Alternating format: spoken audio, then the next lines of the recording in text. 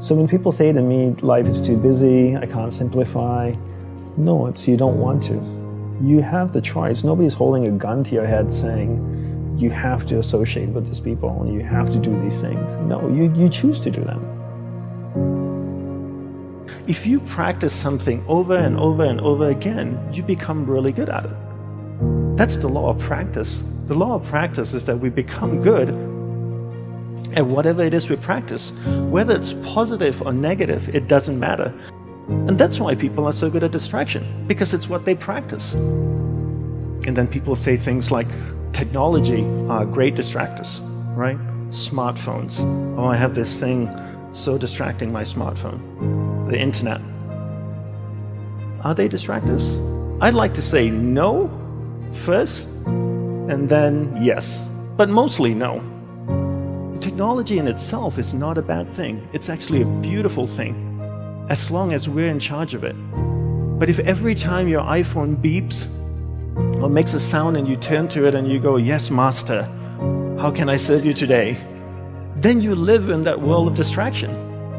It's training you to be distracted. But if you actually use technology, then technology is not a bad thing. So how do we become good at concentrating? We start by understanding the mind. Right? All of us have a mind. It's the most powerful tool in the world. We built a smartphone, it's put machines that drive itself on Mars.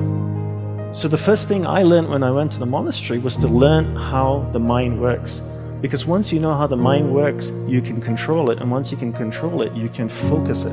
You can't focus or concentrate something you don't understand.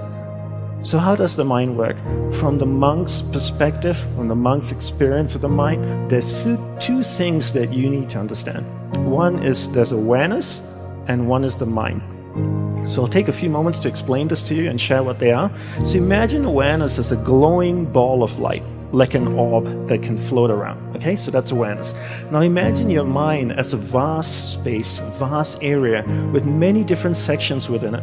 One area of the mind is anger, jealousy, food, sex, happiness, joy, science, art. And this glowing ball of light called awareness can travel within the mind, and it can go to any area of the mind it wants to go to. And when it goes to a particular area of the mind, it lights up that area.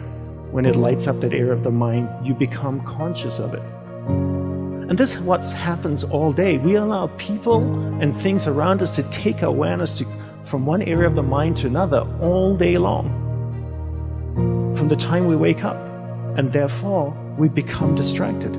So to be concentrated is to be able to keep your awareness on one thing for an extended period of time. How do we practice this?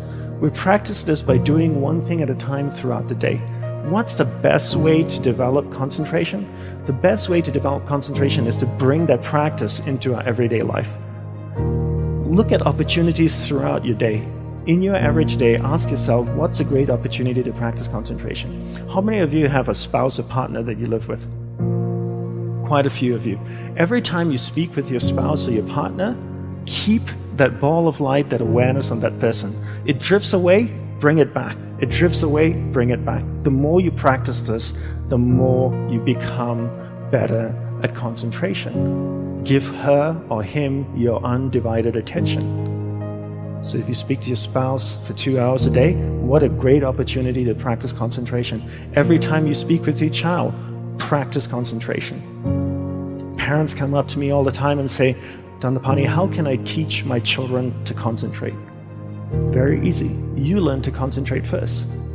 And there's an old saying that goes, monkey sees, monkey do. And if you can't concentrate, you can't expect your child to concentrate.